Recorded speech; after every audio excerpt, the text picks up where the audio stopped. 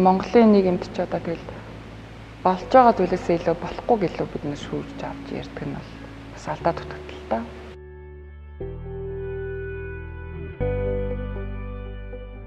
Сүүлийн үед гарч байгаа хэвлэл мэдээллийн мэдээ бэлтгэж байгаа бүх зүйлүүд нь яг хүчирхийлэл болоод ялангуяа хүүхдийн хүчирхийлэл төр холбогдож явж байгаа учраас эдгээр хэрэгүүдийг илүү одоо нуухан цаашаа тий. Гэхдээ олон нийтэд хүргэж байгаа хэлбэр нь арай өөр өнцгөр байвал илүү зүгээр юм байна.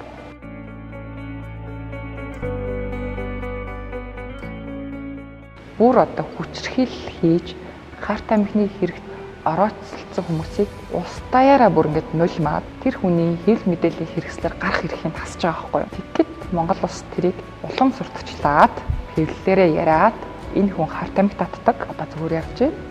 Энэ хүн хүчирхийллийн хэрэгт холбогдсон. Одоо энэ улсын хурлын гишүүн байж байгаад шарн 4 жил суугаад гарна гэдэг сурталх болыг бид нар өөрсдөө хийж байна.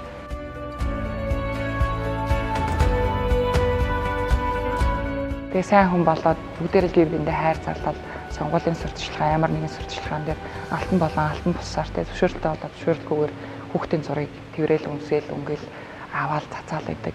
Яг яс юм дээр бол одоо Монголоос өөр газар бол ингэх юм бол тийм ч юм бүр хүний эрх зөрчөө тэр хүн баргалж твшгүй гэдэг дээр бас яригдах зүйл байхгүй юу.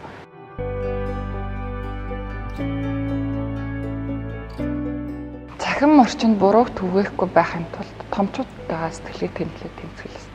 Тэр мэдээллийг олгож байгаа буюу хэл мэдээллийн салбарын ажилтнууд илүү болж байгаагаас илүү эхэлж мэдээ бэлтгэжвэл хүн болгон бас арай нэг өөдрөг байх бах тийм.